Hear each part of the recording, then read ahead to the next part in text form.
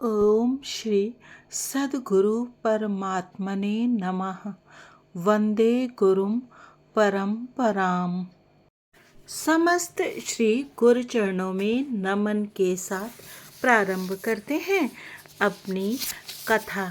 अभी तक की योगी कथामृत ऑटोबायोग्राफी ऑफ ए योगी में हमने सुना कि श्री योगानंद जी के गुरु श्री युक्तेश्वर जी ने उनसे एक कड़ा पहनने के लिए कहा और उन्हें बताया कि बहुत सारी विद्युत और चुंबकीय किरणों का विश्व में संचार होता रहता है, यानी कि बहुत सारी किरणें विश्व में फैली रहती हैं जिन्हें हम प्रत्यक्ष तो देख नहीं पाते, किंतु वो हमारे शरीर पर प्रभाव डालती हैं और इनसे निपटने के लिए कुछ रत्न आदि बहुत काम में आते हैं।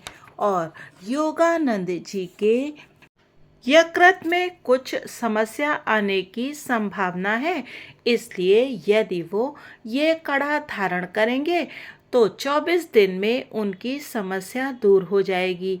और योगानंद जी को ऐसी समस्या आई और फिर वो अपने गुरुदेव के पास काशी आए और वहाँ गुरुदेव ने उनकी समस्या को दूर कर दिया। अब आगे की कथा सुनते हैं।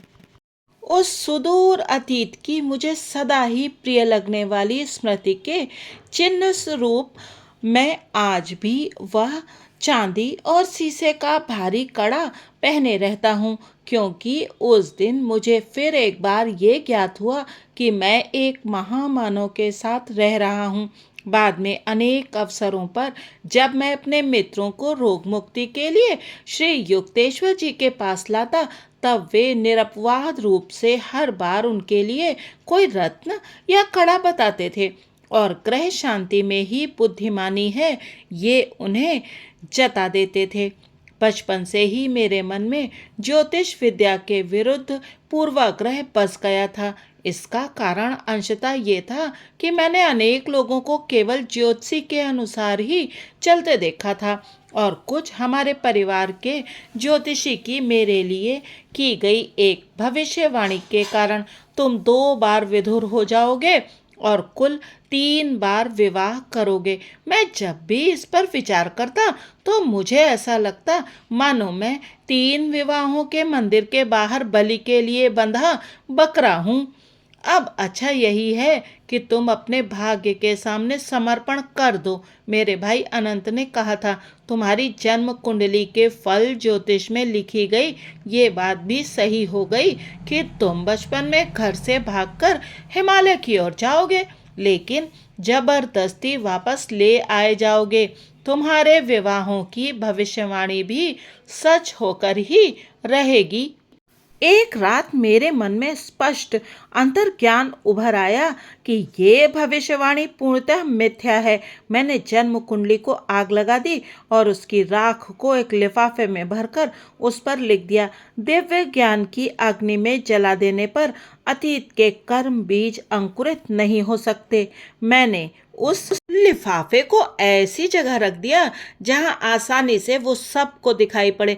अनंतदा ने मेरे विद्रोही मंतव्य को तुरंत पढ़ लिया। जिस आसानी से तुमने इस कागज को जला दिया, उतनी आसानी से तुम सत्य को नष्ट नहीं कर पाओगे। अनंतदा तिरस्कार से हंसे। ये सत्य है कि मेरे बालिग होने तक मेरे परिवार ने 3 बार मेरा विवाह निश्चित करने का प्रयास किया था। तीनों बार मैंने उनकी योजनाओं पर पानी फेर दिया। मैं जानता था कि अतीत के द्वारा मुझे मनाने के लिए किए जा रहे किसी भी ज्योतिषीय प्रयास से ईश्वर के लिए मेरा प्रेम कहीं अधिक प्रबल है।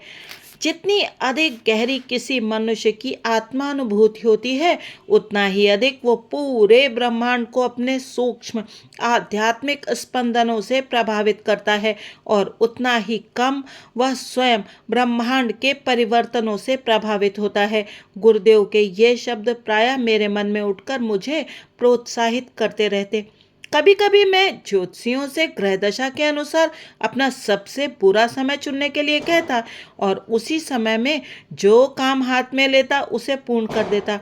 हाँ, ये सच है कि ऐसे प्रसंगों पर सफलता मिलने से पूर्व असाधारण कठिनाइयां मेरे सामने आती, परंतु मेरा यह विश्वास सदा ही सत्य सिद्ध हुआ कि ईश्वरीय संरक्षण में पूर्ण विश्वास और मनुष्य की ईश्वर प्रदत्त इच्छा शक्ति, ये दोनों ऐसी प्रचंड शक्तियां हैं कि इनके सामने ग्रह नक्षत्रों से प्रवाहित होने वाली शक्तियां ठहर नहीं सकती।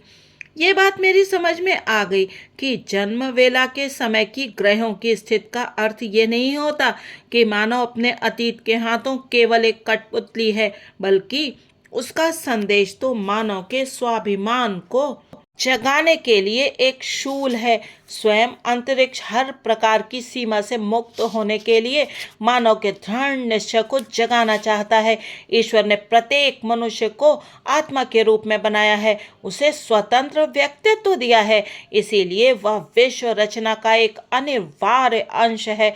फिर अपनी अल्पकालिक भूमिका में, चाहे वह आधार स्तंभ हो, चाहे एक परजीवी, यदि मनुष्य चाहे तो उसकी मुक्ति तत्काल और अंतिम होगी। यह बाह्य विजयों पर नहीं, बल्कि आंतरिक विजयों पर निर्भर है। श्री युक्तेश्वर जी ने हमारे वर्तमान युग के संदर्भ में एक 24,000 वर्ष के महाविषुव चक्र आवर्तन के गणितीय प्रयोग की खोज की थी। यह चक्र 12,000 वर्षों के एक आरोही अर्धचक्र और उतने ही काल के एक अवरोही अर्ध चक्र में विभाजित किया गया है। इस प्रत्येक अर्ध चक्र में 4 युग होते हैं, यथा कली, द्वापर, त्रेता और सत्य। ये 4 नाम यूनानी विचारधारा के लौह, कांस्य, रजत और स्वर्ण युग के समानार्थी हैं। मेरे गुरु ने विभिन्न गणितीय गणनाओं से ये निश्चित किया कि आरोही अर्ध चक्र का कलयुग या लौह युग ईस्वी सन 500 के लगभग शुरू हुआ। लौह युग, जिसकी अवधि 1200 वर्ष होती है, भौतिकतावादी काल होता है। यह ईस्वी सन 1700 के लगभग समाप्त हुआ। उस वर्ष द्वापर युग शुरू हुआ। विद्युत शक्ति और अणु शक्ति के विकास का यह युग 2400 वर्षों का होता है। इसमें टेलीग्राफी, रेडियो, हवाई जहाज और दूरी को मिटाने वाले अन्य साधनों का विकास होता है। 3600 वर्षों के त्रेता युग का आरंभ ईस्वी सन 4100 में होगा। इस युग में निकट या सुदूर स्थित व्यक्तियों में विचारों का आदान प्रदान और दूरी को ध्वस्त करने वाले अन्य साधनों का सामान्य जन को भी ज्ञान होगा। आरोही अर्ध चक्र के अंतिम युग सत्य युग में मनुष्य अत्यंत विकसित होगा। तब वो ईश्वरीय योजना के साथ साथ सुसामंजस्य रखते हुए कार्य करेगा। फिर विश्व में 12,000 वर्षों का अवरोही अर्ध चक्र शुरू होगा, जिसका आरंभ 4800 वर्षों के अवरोही सत्य युग से होगा, ईस्वी सन 12,500 में, और इसी के साथ मनुष्य अज्ञान में डूबता चला जाएगा। ये काल चक्र माया गोचर जगत के परस्पर विरोध, द्वंद्व और सापेक्षता के अनंत तक निरंतर चलते रहने वाले आवर्तन है। जैसे जैसे मनुष्य एक एक करके सृष्टा के साथ अपनी अटूट दिव्य एकता की चेतना में जागते हैं, वैसे वैसे वे प्रकृति के दैत्य की कारागार से मुक्त होते जाते हैं। गुरुदेव ने न केवल ज्योतिष शास्त्र के, बल्कि विश्व के अनेक धर्म शास्त्रों के ज्ञान के बारे में मेरी समझ में विस्तार किया। पवित्र धर्म शास्त्रों को अपने मन के निर्मल स्वच्छ ऑपरेशन टेबल पर रखकर वे अंतः प्रेरणात्मक बुद्धि के चाकू से उनका विच्छेदन कर उनमें अंतर्विर्शित हुई पंडितों की गलत व्याख्याओं को दृष्टा महात्माओं द्वारा व्यक्त किए गए मूल सत्यों से पृथक कर सकते थे। नाक के सिरे पर दृष्टि स्थित करो। भगवद गीता के 6 अध्याय में 13वें श्लोक के संप्रेक्ष नासिकाग्रम के पौर्वात्य पंडितों और पाश्चात्य अनुवादकों द्वारा मान्य किए गए इस गलत अर्थ पर गुरुदेव हमेशा हंस पड़ते थे। योगी का मार्ग वैसे ही काफ़ी विचित्र है। वे कहते थे उससे और यह क्यों कहा जाए कि उसे महंगा भी बनना होगा। नासिकाग्रम का वास्तविक अर्थ है नासिका का मूल, ना कि नासिका का सिरा। नाक का मूल दोनों भौहों के बीच में है, उस भ्रू मध्य में जो दिव्य दृष्टि का स्थान है। सांख्य शास्त्र का एक सूत्र है, ईश्वर असिद्ध है। सृष्टि के स्वामी को सिद्ध नहीं किया जा सकता या ईश्वर का प्रमाण नहीं होता। मुख्यतः इस वाक्य के आधार पर ही अधिकांश पंडितगण समस्त सांख्य दर्शन को ही अनिश्वरवादी कहते हैं।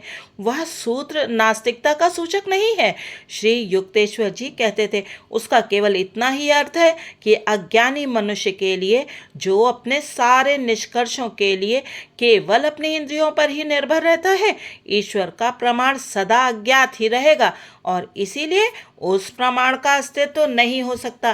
सच्चे सांख्य साधक ध्यान जनित अचल अंतर्दृष्टि के द्वारा ये जानते हैं कि ईश्वर का अस्तित्व भी है और उसे जाना भी जा सकता है। गुरुदेव ईसाइयों की बाइबल की अत्यंत सुंदर स्पष्टता के साथ व्याख्या करते थे। ईसाई सदस्यता की नामावली के लिए पूर्णतः अपरिचित अपने हिंदू गुरु से मैंने बाइबल के अमर सत्व को पहचाना और ईसा के उस वचन की सत्यता को समझना सीखा जो मानव वाणी द्वारा उच्चरित समस्त वचनों में निश्चय ही सबसे अधिक रोमांचक दृढ़ता से भरा हुआ था। स्वर्ग और पृथ्वी का लोप हो जाएगा पर मेरे शब्दों का कभी लोप नहीं होगा। भारत के महान सिद्धजन उन्हीं देवतानुरूप आदर्शों के आधार पर अपना जीवन जीते हैं जिन्होंने ईसा मसीह को प्रेरित किया था और यही लोग ईसा के सगे संबंधी हैं जिनके बारे में उन्होंने कहा था, जो भी स्वर्ग में स्थित मेरे पिता की इच्छा का पालन करेगा वही मेरा भाई बहन और माता है। ईसा ने कहा था, तुम यदि मेरे शब्दों का पालन करोगे तो तुम सचमुच मेरे शिष्य हो, तब तुम सत्य को जान जाओगे और सत्य तुम्हें मुक्त कर देगा। स्वयं अपने स्वामी बन चुके भारत के जीवन मुक्त योगी मुनि उस अमर बिरादरी का हिस्सा हैं जिसके सदस्य उस एक ही परम पिता का मुक्तिदायक ज्ञान प्राप्त कर लेते हैं। यह आदम और हव्वा की कहानी मेरी समझ में नहीं आती। इस दृष्टांत को समझने के मेरे प्रारंभिक प्रयासों के बीच एक दिन मैंने काफ़ी गर्म होकर कहा, ईश्वर ने न केवल उस दोषी दंपति को बल्कि निर्दोष भावी पीढ़ियों को भी क्यों दंडित कर दिया। मेरे अज्ञान से अधिक मेरी उग्रता से गुरुदेव को हंसी आ गई। बाइबल की उत्पत्ति नामक पुस्तक में गहरी प्रतीकात्मकता भरी है, इसकी शब्दशः व्याख्या करने से कुछ भी समझ में नहीं आ सकता। उन्होंने समझाया, उसमें जिस जीवन वृक्ष का उल्लेख है वह मानव शरीर है। मेरुदंड उल्टे किए गए वृक्ष के समान है जिसमें मानव के केश उसकी जड़ें हैं और अंतर्वाही तथा बहिर्वाही नाड़ियाँ उस वृक्ष की शाखाएं हैं। नाड़ी तंत्र के इस वृक्ष में आनंद देने वाले अनेक फल लगते हैं, अर्थात शब्द, स्पर्श, रस, रूप और गंध के संवेदन। इसका आनंद लेने की मनुष्य को पूरी छूट थी, परंतु उसे शरीर के मध्य में स्थित बगीचे के मध्य में स्थित सेब रूपी काम सुख का अनुभव लेने से मना किया गया था। उसमें सर्प मेरुदंड में कुंडली मारकर बैठी कुंडलिनी शक्ति का प्रतिनिधित्व करता है जो कर्मेंद्रिय से संबंधित नाड़ियों को उत्तेजित करती हैं। आदम विवेक है और हव्वा भावना है।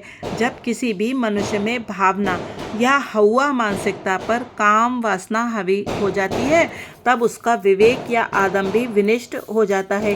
ईश्वर ने अपनी इच्छा शक्ति के बल से पुरुष और स्त्री के शरीरों का निर्माण कर मानव जाति का सृजन किया। उसने इस नव सृष्ट जाति को उसी निष्कलंक या दिव्य तरीके से संतानोत्पत्ति करने की शक्ति प्रदान की, चूँकि तब तक विलग आत्मा के रूप में परमात्मा की अभिव्यक्ति नैसर्गिक, प्रवृत्तिबद्ध और विवेकहीन पशुओं तक ही सीमित थी। अतः ईश्वर ने प्रथम मानव शरीरों का सृजन किया जिन्हें प्रतीकात्मक रूप से आदम और हव्वा कहा जाता है। इन शरीरों में उसने लाभप्रद उन्नतिकारक क्रम विकास के उद्देश्य से दो पशुओं की आत्माओं को या उनके दिव्य सत्य को प्रतिस्थापित कर दिया। आदम या पुरुष में विवेक का और हव्वा या स्त्री में भावना का प्राधान्य था। इस प्रकार गोचर सृष्टि में विद्यमान दैत्य या ध्रुवत्व की अभिव्यक्ति हुई। विवेक और भावना तब तक परस्पर सहयोग के आनंद के स्वर्ग में रहते हैं जब तक मानव मन पशु वृत्ति वाली सर्प शक्ति या काम वासना के बहकावे में नहीं आता। अतः मानव शरीर केवल पशुओं के क्रम विकास का परिणाम मात्र नहीं था, बल्कि ईश्वर के विशेष सृजन से उत्पन्न हुआ था। पशु शरीर इतने अविकसित थे कि पूर्ण ईश्वरत्व की अभिव्यक्ति उनमें नहीं हो सकती थी। केवल मानव को ही सर्वशक्तिमता की संभावना से युक्त सहस्त्रदल कमल मस्तिष्क में दिया गया। साथ ही मेरुदंड में आध्यात्मिक शक्ति के पूर्ण जागृत गुप्त केंद्र दिए गए। अस्तित्व में आए उस प्रथम नर नारी युगल में विद्यमान ईश्वर या ईश चैतन्य ने उन सब इंद्रियानुभूतियों का सुख लेने के लिए कहा। केवल एक को छोड़कर यौन अनुभूति या मनाही इसलिए की गई थी कि मानव जाति वंश वृद्धि की निकृष्ट पशु पद्धति में उलझकर न रह जाए। सुप्त अवस्था में स्थित पार्श्विक स्मृतियों को ना जगाने की चेतावनी की उपेक्षा की गई। संतानोत्पत्ति की पार्श्विक पद्धति को पुनः अपनाकर आदम और हव्वा मूल संपूर्ण मानव में सहज ही विद्यमान स्वर्गीय आनंद की अवस्था से गिर गए। जब उन्हें ज्ञात हुआ कि वे नग्न थे, तब जैसा कि उन्हें ईश्वर ने पहले ही सावधान किया था, उनकी अमरता की चेतना खो गई। उन्होंने स्वयं ही अपने को जड़ सृष्टि के नियम के अधीन कर लिया, जिसमें जन्म लेने वाले शरीर की मृत्यु निश्चित रूप से होती है। सर्प ने हव्वा को जिस अच्छे बुरे के ज्ञान का वचन दिया था, उसका अभिप्राय दैत भाव और परस्पर विरोधी अनुभवों से है, जो माया के अधीन जीने वाले सभी जीवों को सहने ही पड़ते हैं। अपनी भावना और विवेक या हव्वा और आदम चैतन्य के दुरुपयोग से माया के भ्रमजाल में गिरकर मनुष्य दिव्य आत्मनिर्भरता की स्वर्गीय वाटिका में प्रवेश करने का अपना अधिकार खो बैठता है। प्रत्येक मानव प्राणी का यह व्यक्तिगत दायित्व है कि वो अपने माता पिता या द्विमुखी प्रकृति को एकता के तालमेल में या ईडन में पुनः प्रतिष्ठित करे। जब श्री युक्तेश्वर जी का प्रवचन समाप्त हुआ तो मैंने नई श्रद्धा के साथ जेनेसिस के पृष्ठों पर पुनः दृष्टि डाली। मैंने कहा, पूज्य गुरुदेव, आज प्रथम बार मैं आदम और हव्वा के प्रति संतान का यथोचित दायित्व अनुभव कर रहा हूँ। आज का ये प्रकरण यहीं समाप्त होता है। अगले प्रकरण में जानेंगे शशि और 3 नीलम की कहानी के बारे में। तब तक आप बने रहिएगा सरोजेंद्र सनातनी के साथ और सुनते रहिएगा autobiography of A Yogi. Video देखने के लिए और साथ बने रहने के लिए आप सभी का धन्यवाद।